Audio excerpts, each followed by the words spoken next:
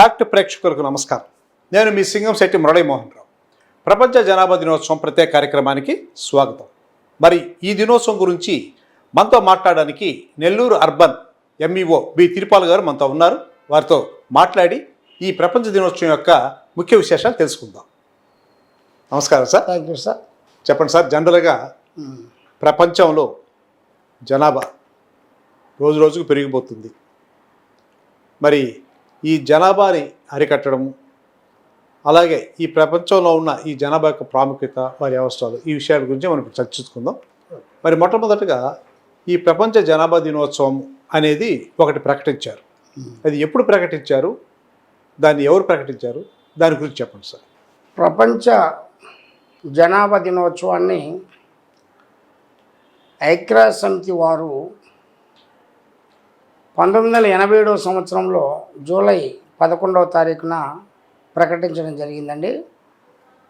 అందులో ప్రపంచంలో ఉన్నటువంటి జనాభా అందరూ కూడా విద్య, వైద్యం, ఆరోగ్యం అన్నిట్లో కూడా సుఖంగా ఉండాలనేది ఆ నామ్స్ ఉద్దేశం. అందువల్ల ప్రపంచం మొత్తం కూడా యుఎన్ఓ వాళ్ళు చెప్పినటువంటి అంశాల మీద ఈ జనాభా నియంత్రణ మీద వాళ్ళు కాన్సన్ట్రేట్ చేసి పరిపాలన చేస్తున్నారు. ఈ జనాభా పెరుగుదలకు కారణాలు ఏముంటాయంటారు? ముఖ్యంగా జనాభా పెరుగుదలకి కారణాలు ఏంటంటే అవిద్య, చదువు లేకపోవడం, నిరక్షరాస్యత. రెండోది అవగాహన లేకపోవడం, అండర్స్టాండింగ్ లేకపోవడం, పేదరికం. అదేవిధంగా కొన్ని వర్గాల్లో ఒక ఇండిసిప్లైన్. మనము పిల్లలు ఎక్కువ మంది జననం చేసినట్లయితే మరి వాళ్ళ యొక్క పోషణ కష్టంగా ఉంటుంది అని వాళ్లకు తెలియకపోవడం. ఇది ఒక పిల్లలు పుట్టడం అనేది ఒక అంశం అయితే వాటిని పెంచడము ఎలా అనేది వాళ్ళకు తెలియకపోవడం, అవగాహన లేకపోవడం. అందువల్ల జనాభా పెరగడం జరుగుతుంది. జనాభా అంటే పిల్లలే మన ఆస్తి అన్న ఒక నమ్మకం కూడా ప్రజల్లో ఉంది. మూఢనమ్మకాలు. ఎంతమంది పిల్లలు ఉంటే అంతమంది ఆస్తి. అది ఒకప్పుడు ఉండేది. ఒక కుటుంబంలో మా జనరేషన్లో కూడా 5 మంది, 6 మంది, 10 మంది ఉన్నటువంటి సందర్భాలు ఉన్నాయి. సో ఇప్పుడు కొన్ని వర్గాల్లో మాత్రం మీరు చెప్పింది వాస్తవం. ఎందుకంటే పిల్లలు ఆస్తి అన్నట్టుగా కోరుకుంటారు. అందులో ముఖ్యంగా అబ్బాయి కోసం అమ్మాయిలు ఉన్నప్పటికీ అబ్బాయి కావాలని కోరుకొని ఒక మూఢనమ్మకంతో కోరికలతో ఉండడం వల్ల అబ్బాయి పుట్టే వరకు వాళ్ళు పిల్లలను కనడం జరుగుతూ ఉంది. అది కూడా ఒక కారణం. రెండోది బాల్య వివాహాలు చేయడం. పిల్లలు మామూలుగా వయసులో ఉన్నటువంటి యువతకి 18 సంవత్సరాలు అమ్మాయి అయితే, అబ్బాయిలు అయితే 21 సంవత్సరాలు పూర్తయి ఉంటేనే చట్టబద్ధమైనటువంటి వివాహాలు జరగాలి. కానీ కొన్ని విషయాల్లో చూస్తే గ్రామీణ ప్రాంతాల్లో ఎక్కువగా బాల్య వివాహాలు జరుగుతున్నటువంటి సందర్భం ఇప్పుడు కూడా చూస్తున్నాం. అందువల్ల వాటన్నిటి మీద ప్రభుత్వాలు కానీ, ఏజెన్సీలు కానీ వాళ్ళకి అవేర్నెస్ కల్పించి ఎక్కువ మంది సంతానం ఉండడం వల్ల మరి ఆరోగ్యము, ఆహారము అన్నీ కూడా తగ్గిపోయే పరిస్థితి ఉంది. కాబట్టి నియంత్రణ అనేది అవసరమని వాళ్ళకు తెలియజేయాల్సిన అవసరము ఉన్నది. ఇది ప్రభుత్వ పరంగా, స్వచ్ఛంద సంస్థల పరంగా, అలాగే యుఎన్ఓ సంస్థ ఐక్యరాజ్య సమితి నుంచి కూడా ఈ డైరెక్షన్స్ ఉన్నాయి. ప్రభుత్వాలు కూడా ఫాలో అవుతున్నాయి. ఈ జనాభా అరికట్టే విధానాన్ని మన దేశంలో ఎప్పటి నుంచి ప్రవేశపెట్టారు? జనాభా అరికట్టే విధాన్ని మన దేశంలో 1952 స్టార్ట్ అయింది. కాకపోతే బిగినింగ్లో అంత స్పీడ్గా వర్క్ జరగలేదు. ఆ తర్వాత క్రమంలో మరి 1966 పై నుంచి 80 వరకు, దాదాపు 80-85 వరకు కూడా బాగానే వర్క్ చేయడం జరిగింది. మరి అవేర్నెస్ కల్పించడం, కుటుంబ నియంత్రణ పాటించడం, వాళ్ళకు కావాల్సిన ఫెసిలిటీస్ కల్పించడం, అలాగే గర్భిణీ స్త్రీగా ఉన్నటువంటి వాళ్ళకి పౌష్టికాహారం కల్పించడం. ఐసిడిఎస్ ప్రాజెక్టు వారి ద్వారా పౌష్టికాహారాలు కల్పించి వాళ్ళ ఆరోగ్యపరమైనటువంటి నియంత్రణ కల్పించడం చేయడం జరిగింది. ఈ మధ్య కాలంలో అవేర్నెస్ వచ్చినప్పటికీ కొంత స్లాగ్నెస్ ఉంది. అది ఇంకా పూర్తిగా అవేర్నెస్ కల్పించాల్సిన బాధ్యత మన ఏజెన్సీల మీద, ప్రభుత్వాల మీద ఉందని నా అభిప్రాయం. అప్పట్లో మనకి ఈ కుటుంబ నియంత్రణ ఆపరేషన్ చేయించుకుంటే కొంత నగదు కానీ బహుమతులు కానీ అలాంటి గవర్నమెంట్ ఇచ్చేవి. అవును. అవి ఎలా ఉండేవంటారు అప్పట్లో? పూర్ పీపుల్ అంటే ఆ విధంగా కొంత ఆశ చెప్తే వాళ్ళు వచ్చేవాళ్ళు, లేకపోతే వాళ్ళు రారు. ఏదో ఒక బెనిఫిట్ ఉంది, కొద్ది రోజులు బిందెలు, స్టీల్ బిందెలు ఇచ్చారు. అవును. అదే కొద్ది రోజులు 1000 రూపాయల నుంచి 2000 దాకా డబ్బులు ఇవ్వడము, వాళ్ళ ఫెసిలిటీస్ కల్పించడము, వాళ్ళ ఇళ్లకు వెహికల్స్ పంపించి తీసుకొచ్చి ఆపరేషన్ చేసిన తర్వాత వాళ్ళకు సెక్యూరిటీ ఒక వారం రోజులు ఇక్కడ పెట్టుకొని మళ్ళీ తీసుకుపోయి మందులు ఇవ్వడం, కావాల్సినటువంటి ఆ 10 రోజులకు కావాల్సినటువంటి ఆహార ధాన్యాలు ఇవ్వడం, ఇవన్నీ కూడా జరిగినాయి. అందువల్ల బాగా ఇంప్రూవ్మెంట్ వచ్చింది 18 ఆ ప్రాంతంలో. అలాగే ప్రభుత్వం, అప్పటి ప్రభుత్వం, మీరు చెప్పిన హయాంలో ఉన్న ప్రభుత్వం డాక్టర్లకు కూడా, ప్రభుత్వ డాక్టర్లకి కొంత టార్గెట్స్ కూడా ఫిక్స్ చేశారు. అవును, కరెక్ట్. అంటే ఇంతమందిని మీరు ఆపరేషన్, కుటుంబ నియంత్రణ ఆపరేషన్ చేయించాలి అవును అనే దాని మీద. అప్పుడు గ్రామ స్థాయిలో డాక్టర్లే వెళ్ళి వాళ్ళకు ఈ యొక్క ఆపరేషన్ చేయడం వల్ల మీకు ఏమీ ఇబ్బంది ఉండదు, ఆరోగ్యంగా ఉంటారు, అనేక పర్యాయాలు మరి సంతానోత్పత్తి చేయడం వల్ల మీరు వీక్నెస్ అయిపోయి బ్లడ్ తగ్గిపోయి ప్రమాదం ఉంది, ఈ ఆపరేషన్ చేయడం వల్ల మీకు లైఫ్ స్పాన్ కూడా పెరుగుతుంది, అందువల్ల దీనివల్ల ఇబ్బంది ఏం లేదని చెప్పి మీకు ఆపరేషన్ చేయించుకుంటే మేమే అన్ని ఖర్చులు పెడతాం, మేము అన్నీ కావలసినటువంటి ప్రోత్సాహాలు ఇస్తాం అని చెప్పేవాళ్ళు. 1-2 పిల్లలు ఉంటే చాలు, ముద్దు కుటుంబము బాగుంటుంది. ఎక్కువ మంది పిల్లలను ఉదాహరణ చూపించి ఫలానా వాళ్ళకు ఇంతమంది పిల్లలు ఉన్నారు, వాళ్ళు చూడు ఎంత కష్టపడుతున్నారో, మీరైతే 2 పిల్లలు, 2 భార్యాభర్తలు, చిన్న కుటుంబము, హ్యాపీగా ఉండొచ్చు మీరు అని చెప్పేవాళ్ళు. కొంతమంది ఇన్ఫ్లుయెన్స్ అయ్యేవాళ్ళు. దాంట్లో భాగంగానే ఏఎన్ఎంలు అయితేనేమి, పొదుపు లక్ష్మి గ్రూప్ లీడర్స్ అయితేనేమి వాళ్ళు కోఆపరేట్ చేసేవాళ్ళు. సక్సెస్ఫుల్గా జరిగింది. అప్పట్లో ఈ కుటుంబ నియంత్రణ గురించి కూడా కొన్ని స్లోగన్స్ పెట్టేవారు. అవును, 2 లేక 3. ఆ తర్వాత ఒకరే, 2 లేక 1. ఆ తర్వాత 1 or none. మరి జనాభా పెరిగితే మనకి ముఖ్యంగా వచ్చే నష్టాలు ఏమంటారు? జనాభా పెరగడం వల్ల ఒకటి కాదండి, చాలా నష్టాలు ఉన్నాయి. ఆహార కొరత ఏర్పడుతుంది. అంటే అంతమంది పాపులేషన్ తగినటువంటి ప్రొడక్షన్ చేయాల్సిన అవసరం ఉంది.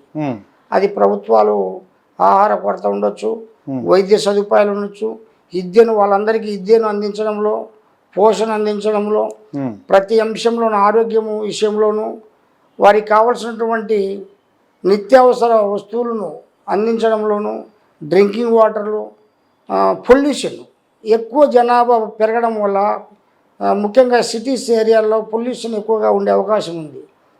పొల్యూషన్ వల్ల అనేక అనారోగ్య పరిస్థితులు ఏర్పడే అవకాశం ఉంది. కాబట్టి జనాభా పెరిగే కొద్దీ నివాసాల కోసమని ఫారెస్ట్లు, కొండలన్నీ కొట్టేసి, అక్కడ వ్యవసాయ పోడు భూములు కొట్టేసి, అక్కడ చెట్లన్నీ నరికేసి పట్టణీకరణ ఎక్స్టెన్షన్ చేయడం వల్ల, పట్టణాలు పెరగడం వల్ల, పాపులేషన్ పెరగడం వల్ల ఎక్కువ డ్రింకింగ్ వాటర్ సమస్య వస్తుంది, పొల్యూషన్ వస్తుంది. అదేవిధంగా చెట్లు లేకపోతే ఈ గ్లోబల్ వార్మింగ్, మనకి ఇప్పుడే 46-47 టెంపరేచర్ ఉంది మొన్నటిదాకా. అందువల్ల ఈ గ్లోబల్ వార్మింగ్ కూడా మనకు చాలా హానికరం. టెంపరేచర్ పెరిగిపోయింది, ఆరోగ్య సమస్యలు వస్తాయి, స్కిన్ డిసీజ్ వస్తాయి, సూర్యకిరణాలు డైరెక్ట్గా మన మీద పడడం వల్ల చాలా ప్రాబ్లమ్స్ ఫేస్ చేసే అవకాశం ఉంది. అందువల్ల జనాభా పెరగడం అనేది అంత శ్రేయస్కరం కాదు. జనాభా తక్కువ ఉన్న కంట్రీలే చాలా ఎక్కువగా డెవలప్ అయినటువంటి సందర్భాలు మనం చూస్తున్నాం. అందువల్ల అది సొల్యూషన్ కాదండి. ఈ జనాభా పెరగకుండా ఉండాలి అంటే ప్రజల్లో కొంత చైతన్యం కావాలి. ఖచ్చితంగా. అలాంటి చైతన్యం కలిగించడానికి ప్రభుత్వం తరపు కావచ్చు, మిగతా స్వచ్ఛంద సేవా సంస్థలు కావచ్చు, అవును. అవి ఎలాంటి చర్యల్ని ఎలాంటి జాగ్రత్తలు తీసుకుంటున్నారు? ఈ జనాభా పెరిగేదనుకొని సెంట్రల్ గవర్నమెంట్ లెవెల్లోనూ, స్టేట్ గవర్నమెంట్ లెవెల్లోనూ నాన్ గవర్నమెంటల్ ఆర్గనైజేషన్స్ కొన్ని ఉన్నాయి. అది యుఎన్యు వాళ్ళు, యునైటెడ్ నేషన్స్ నుంచి కూడా వాళ్ళకు సహకారం అందించడం జరుగుతుంది. అక్షరాస్యతను పెంచడం, అదేవిధంగా జనాభాను అవేర్నెస్ కల్పించడం, ఎక్కువ ఉత్పత్తి బిడ్డలు కనకుండా కావలసినటువంటి ఏర్పాట్లు చేసి వాళ్ళకి ఈ విధంగా ఉంటే కుటుంబాలు బాగుపడతాయనే ఉద్దేశంతో చెప్పడం జరుగుతుంది. స్టేట్ గవర్నమెంట్ లెవెల్లో, సెంట్రల్ గవర్నమెంట్ లెవెల్లో ఎన్జిఓస్ పనిచేస్తున్నారు. వాళ్ళు గ్రామ స్థాయిలో వెళ్ళి మనకు డోక్రా మహిళలు ఉన్నారు, వాళ్ళ ద్వారా door to door, mouth to mouth చెప్పి జనాభాను కంట్రోల్ చేస్తున్నారు కూడా. సో ఇంకను మరి వన్నారు నన్ను అన్నట్టు చేయకపోతే మన జనాభా ఇప్పుడే చైనాకు దాటిపోయింది, ఆ క్రమంలో ఉంది ఇప్పుడు. అందువల్ల జనాభా ఎక్కువైనంత మాత్రాన మనము బాగుపడతామనేది కరెక్ట్ కాదు. చాలా కంట్రీస్ వచ్చాయి, సింగపూరు, మలేషియా, తర్వాత ఇజ్రాయెల్, జపాన్, ఇవన్నీ కూడా లో పాపులేషన్ ఉన్నటువంటి కంట్రీసే, ఎక్కువ పాపులేషన్ ఉన్న కంట్రీస్ కాదు. మనం దానికి తగినట్టుగా ప్రభుత్వాలు ఖచ్చితంగా ఇంప్లిమెంట్ చేసి ప్రతిదీ కూడా ఏ బెనిఫిట్ కూడా పబ్లిక్ అనుకూలంగా, అంటే ఈ స్కీమ్ కావాలంటే ఇంతమంది పిల్లలు ఉండాలి, ఈ స్కీమ్ కావాలంటే పొలిటికల్గా ఇట్లా ఉండాలి, ఇట్లాంటివన్నీ కరెక్ట్గా రెస్ట్రిక్ట్ చేసినట్టయితే జనాభా ఒక 10 yearsలో తగ్గే అవకాశం ఉంది. మరి కంట్రోల్ ర్యాపిడ్గా స్పీడప్ కాకుండా కంట్రోల్ అయ్యేదానికి అవకాశం ఉంది. ప్రపంచ జనాభా దినోత్సవం రోజు మరి మనం ఎలాంటి కార్యక్రమాల్ని నిర్వహిస్తుంటాము? మాకు ప్రతి లిటరసీ ప్రోగ్రాంలో ఎలాగైతే చేస్తామో ప్రపంచ పాపులేషన్, వరల్డ్ పాపులేషన్ డే రోజు కూడా పాఠశాలలో ముఖ్యంగా విద్యార్థుల ద్వారా వ్యాసరచన పోటీలు, వక్తృత్వం పోటీలు, అలాగే ఎలక్యూషన్స్, డ్రాయింగ్ అండ్ పెయింట్ పోటీలు పెట్టి విద్యార్థులకు అవేర్నెస్ కల్పించడం ద్వారా వాళ్ళు ఇళ్లలో పోయి వాళ్ళ కుటుంబంలో మేము ఈరోజు ఇది చేసాము, దీనివల్ల చేసామని తల్లిదండ్రులు చెప్పడం జరుగుతుంది. అట్లే తల్లిదండ్రులు ఒకరికొకరు మాట్లాడుకునే అవకాశాలు ఉంటాయి. కాబట్టి త్రూ స్కూల్ విద్యార్థుల ద్వారా మనము కొంత ప్రాపగండ చేయొచ్చు, దానివల్ల మంచి ఫలితాలు వస్తాయి. మరి సమాజంలో తల్లిదండ్రులకు డైరెక్ట్గా మనం అవగాహన కల్పించే కార్యక్రమాలను చేస్తుంటారు.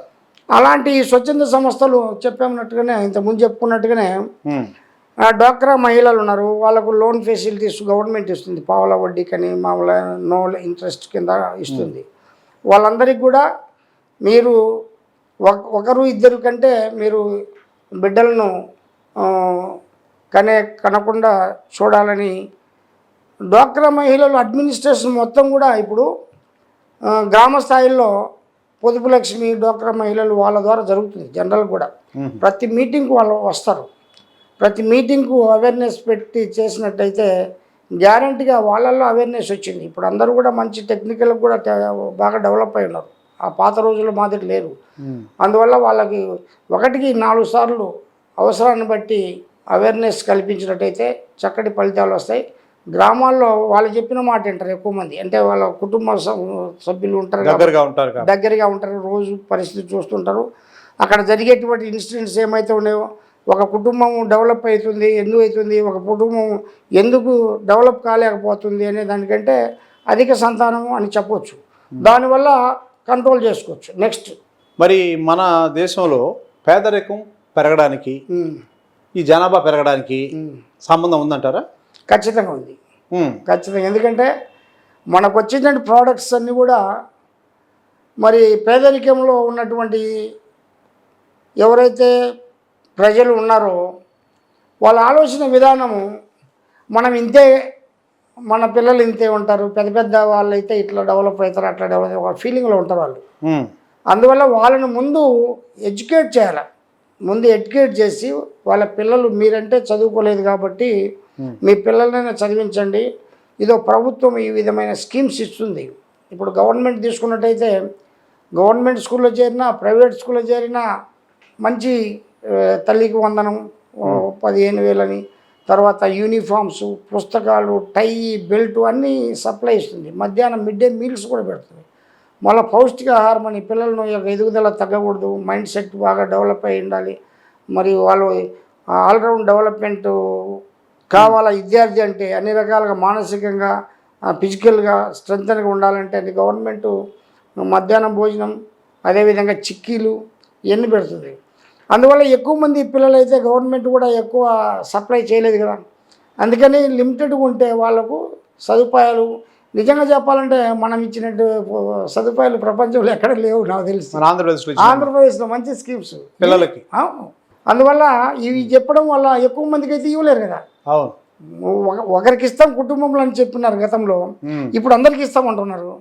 అందువల్ల ఎక్కువ మంది అయితే వాళ్ళు కూడా ఆలోచించే అవకాశం ఉంది. కాబట్టి ఖచ్చితంగా వన్ ఆర్ నన్ను అనేది చాలా గొప్ప స్లోగన్. 2026 సంవత్సరంలో మనకి ఈ ప్రపంచ జనాభా దినోత్సవానికి ఒక థీమ్ అనేది ఉంది కదా. అవునండి. ఆ థీమ్ గురించి ఈ సంవత్సరం రీసెంట్గా ప్రకటించింది ఏంటంటే, ప్రపంచ జనాభాలో ఉన్నటువంటి యువత ఆశయాలు, ఆకాంక్షలను సాధికారత చేయడం, కాపాడడం. ఓకే. యువతకు ఉన్నటువంటి ఏమైతే వాళ్ళ ఆశయాలు ఉన్నాయో, వాళ్ళు మంచి పొజిషన్కి పోవాలి, టెక్నాలజీ డెవలప్ కావాలి, మంచి మంచి ఉద్యోగాలు చేయాలనే కోరికలు ఉంటాయన్నమాట. వాటన్నిటి కూడా అందరినీ కూడా వాళ్ళ ఆశయాలకు తగినట్టుగా మనం ప్రభుత్వాలు ఏర్పాట్లు చేసుకోవడం ఒకటి. మరి నేడు భవిష్యత్తు కోసము మరి సుస్థిర అభివృద్ధి అంటే ఇప్పుడున్నటువంటిదే కాదు, ఫ్యూచర్లో కూడా భవిష్యత్తు మరి ఎలాంటి లోట్లు లేకుండా ఇప్పటి నుంచే ఫౌండేషన్ వేసుకొని సుస్థిరమైనటువంటి అభివృద్ధిని చేయవలసిన అవసరం ఉంది. అభివృద్ధితో పాటు కుటుంబ నియంత్రణ కూడా పాటించాలి. మరి ఎవరైతే గర్భవతులు తల్లులు ఉన్నారో వాళ్ళందరికీ కూడా ఆరోగ్యం పట్ల అవగాహన కల్పించి వాళ్ళకి ఆరోగ్యం కావాల్సినటువంటి అన్ని ఏర్పాట్లు చూడాల్సిన బాధ్యత ప్రభుత్వాలపైన ఉన్నది. మరి ఇవన్నీ కూడా వాళ్ళ సుస్థిర ప్రభుత్వం మరి అన్ని రకాలుగా ఈ ఏర్పాట్లు చేస్తారని ఐక్యరాజ్య సమితి వాళ్ళు ఇచ్చినటువంటి ఈ యొక్క ఆశయాలు ఏమైతే వాళ్ళ ఆలోచనలు ఉన్నాయో అవన్నీ కూడా అన్ని ప్రభుత్వాలు తూచా తప్పకుండా పాటిస్తాయని ఈ సందర్భంగా తెలియజేస్తాం.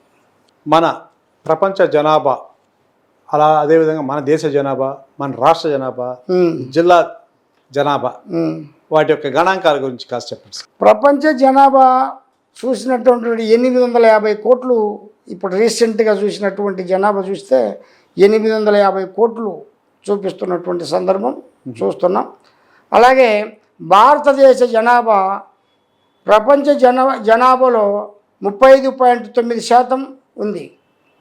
అంటే దాదాపు 140 కోట్ల భారత జనాభా ఉన్నట్టు తెలుస్తుంది. మరి రోజు రోజుకు పెరగడమే కానీ తగ్గదు. కాబట్టి అందువల్ల భారతదేశము ప్రపంచ జనాభాలో ఒక 4 కంట్రీలు తీసుకున్నట్టయితే 50% ఉంది. ఈ 830 కోట్లలో ఇండియా, చైనా, పాకిస్తాన్, బంగ్లాదేశ్ తీసుకున్నట్టే 50% వచ్చేస్తుంది. ఓకే. జపాన్ అట్లే. అందువల్ల మంది ఎక్కువేం చెప్పాలి, పాపులేషన్ 39% అన్నారు. అవును. ఆంధ్ర రాష్ట్ర జనాభా ఎంతమంది ఉంటారు? ఆంధ్ర రాష్ట్రం యొక్క జనాభా 5,80,00,000గా ఉంది ప్రజెంటు. కొత్త సెన్సస్ వస్తే ఏమన్నా మారొచ్చు. మరి ఇందులో స్త్రీ పురుషుల యొక్క నిష్పత్తి ఏమైనా ఉందా? 1000 మంది పురుషులకి 992 మంది స్త్రీలు ఉన్నారు. దాదాపుగా దగ్గర ఉన్నారు, కానీ బ్యాలెన్స్ చేయాలి. ఇప్పుడు మీరు చెప్పినట్టు 1000 మంది పురుషులకి 992 మంది మహిళలు ఉన్నారంటే, అవును, ఫ్యూచర్లో 1000 మంది అబ్బాయిలకి దాదాపు 1200 మంది అమ్మాయిలు ఉండొచ్చు మేబీ. అంటే ఈ అవేర్నెస్ వల్ల. అవును. అంతకుముందు అమ్మాయి పుడితే ఏమనుకునేవాళ్ళు అంటే భారం అని, అమ్మాయి వల్ల నష్టం అని ఆ విధంగా ఫీల్ అయ్యేవారు. ఇప్పుడు ఆ ఆలోచనలు పోయాయి కాబట్టి ఫ్యూచర్లో పురుషుల్ని స్త్రీలు డామినేట్ చేసే పరిస్థితి వస్తుంది. ఆల్మోస్ట్ స్టార్ట్ అయింది. సో ఇప్పుడు అమ్మాయిలు అబ్బాయిలు అనేది ఇప్పుడు మనకు ఫ్యూచర్ చూస్తున్నట్టు స్కూల్స్లో కూడా అమ్మాయిలు అబ్బాయిలు దాదాపు ఎక్కడ కూడా చదువుల్లో కానీ ఆటల్లో కానీ పాటల్లో కానీ అన్నిట్లో దాదాపు దగ్గర రీచ్ అవుతున్నారు. ఓకే. పేరెంట్సే అమ్మాయిలను బడికి పంపాలంటే పై ఎక్కడికైనా దూరంగా పంపాలంటే ఆలోచిస్తున్నారు, కానీ అమ్మాయిలు ఎక్కడ వినిపిస్తప్ లేదు. ఎడ్యుకేషన్ పరంగా ఈ సంవత్సరం మనం 10th క్లాస్ చూసుకున్నట్టయితే ఎక్కువ మంది అమ్మాయిలే 580, 590 వచ్చినటువంటి సందర్భం ఉంది. ఈరోజు ఈ ప్రపంచ జనాభా దినోత్సవం సందర్భంగా మీ యొక్క మెసేజ్, మీ యొక్క సందేశం ఏంటంటారు? టోటల్గా ప్రపంచ జనాభా నియంత్రణ అనేది అవసరం. అలాగే మరి ముఖ్యంగా ఐక్యరాజ్య సమితి వారి ఆశయాలు, వారి యొక్క థీమ్స్లో భాగంగా చెప్పాలంటే మరి అందరూ ఎడ్యుకేట్స్ అవ్వాలి, ముఖ్యంగా అక్షరాస్యతను పెంచాలి. అందువల్ల ప్రభుత్వాలు మరి ప్రైవేట్ ఏజెన్సీలు అయితేనేమి, విద్యా సంస్థలు అయితేనేమి పూర్తిగా అవేర్నెస్ ప్రోగ్రాము ప్రతి అంశంలోనూ ప్రతి సంవత్సరంలోనూ అవేర్నెస్ ప్రోగ్రాం తీసుకొచ్చి ప్రజల్ని ఎడ్యుకేట్ చేసి వాళ్ళకు ఆరోగ్య సమస్యల పట్ల అయితేనేమి, అదేవిధంగా వాళ్ళు విద్యాపరంగా ఇంకా చాలామంది చదువు పోనీయకుండా కొన్ని వర్గాల్లో ఇంకా ఆ యొక్క బ్యాలెన్స్, ఆ యొక్క డిఫరెన్సెస్ ఉన్నాయి ఇంకా. అందువల్ల వాళ్ళందరికీ కూడా ప్రభుత్వము మరియు ప్రజలు అందరి కోఆపరేషన్తో స్వచ్ఛంద సంస్థలు అందరూ కూడా ఈ యొక్క ఎడ్యుకేషన్ పరంగా, వాళ్ళ ఆరోగ్యపరంగా, విద్యాపరంగా 100% నిర్బంధ ప్రాథమిక విద్యను ఇప్పుడు మనం కొనసాగిస్తున్నప్పటికీ ఇంకా కఠినంగా మరి కొన్ని విషయాల్లో వాళ్ళకి పూర్తి స్థాయిలో ప్రభుత్వ బెనిఫిట్స్ అందాలంటే పాపులేషన్ తగ్గాలి, ఆహార సమస్యలు వస్తాయి, అవన్నీ కూడా. అలాగే ఎడ్యుకేషన్ పరంగా టోటల్గా కుటుంబ నియంత్రణ కూడా మనం పాటించాల్సిన అవసరం ఉంది. ఎక్కువ జనాభా ఉంటే ఎక్కువ సమస్యలు కూడా ఉంటాయి. అదేవిధంగా చదువు, ఆరోగ్యము, విద్య, మరి వనరులు ఏమైతే వనరులు ఉన్నాయో ప్రజెంటు, ఫ్యూచర్లో ఈ వనరులు ఉంటాయో లేవో చెప్పలేం. అందువల్ల నియంత్రించవలసిన అవసరం ఉంది. ప్రభుత్వాలు కానీ స్వచ్ఛంద సంస్థలు కానీ ఆ వైపు ప్రయత్నిస్తారని ఈ సందర్భంగా కోరుకుంటున్నాను. Okay sir, thank you sir, thank you. ఇదండి ఈనాటి ప్రపంచ జనాభా దినోత్సవం ప్రత్యేక కార్యక్రమం. మరో ప్రత్యేక కార్యక్రమంలో మరో ప్రత్యేక అంశంతో మీ ముందుంటారు. అంతవరకు సెలవు, నమస్కారం. మీ సింగంశెట్టి మురళీమోహన్ రావు.